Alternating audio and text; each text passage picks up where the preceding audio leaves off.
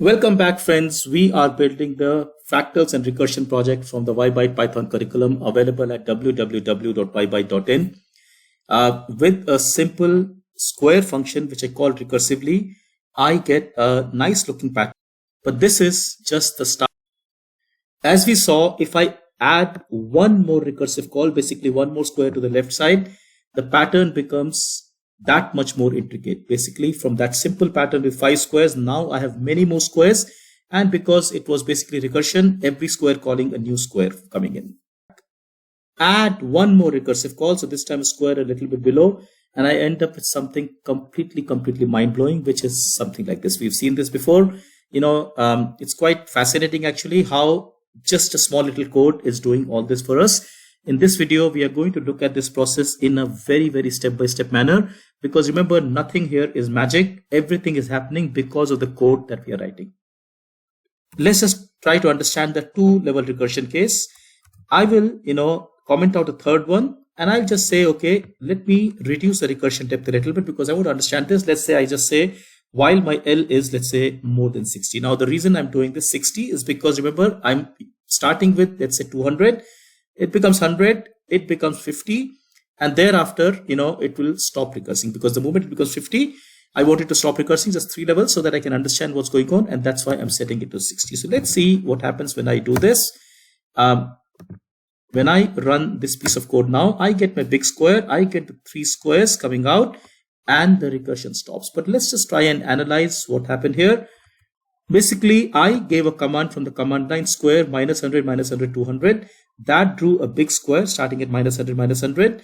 Remember, the way we have set up right now, we draw first and then we call the function again. So I drew the square. I called the next square, which means square 50 minus 50, 100. So that's here. I drew my next square.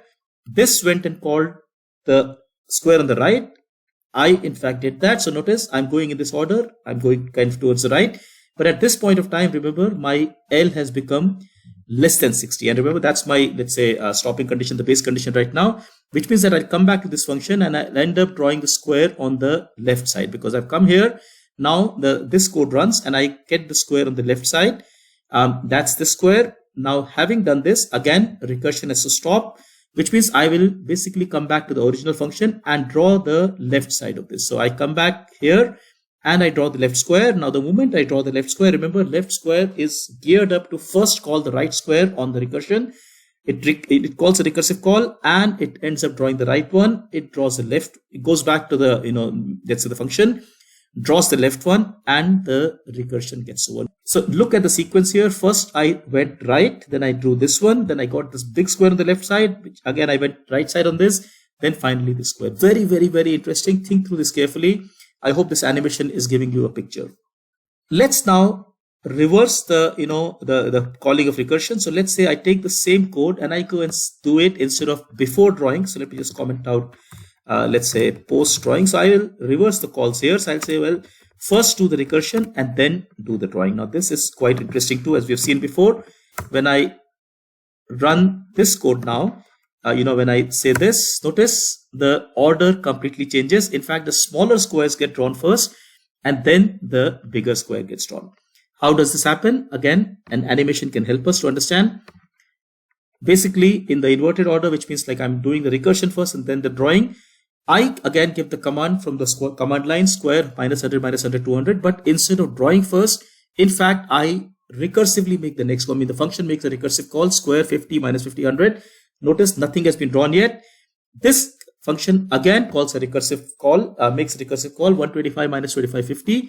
But now, since it's less than 50, recursion has to stop, drawing must happen, and hence I draw this square. Having done this square, I come back to the original, the 50 minus 50, 100 function. I draw the next square. I come back and draw the big square. Remember, recursion is happening first, and then the function is being called. I come back here, which basically the right side is done. I will go to the left side, but I again keep on going deeper and deeper into it, which means I will end up drawing this square in the left side first, then come back here, draw the left square, then the big square, and then finally the biggest square. So again, look through this carefully. basically, it's recursion in both ways. So first I recurse, then draw. Otherwise, let's say I draw and then make a recursive call. Very interesting. Think through this carefully. The point that I also want to make is that to go from, let's say, something very simple to something relatively more complex, all it took was one extra, let's say, recursive call. And that is the beauty of recursion, that with very little code, you can get some tremendous effects happening. I hope this has given you a picture of how this whole thing actually works.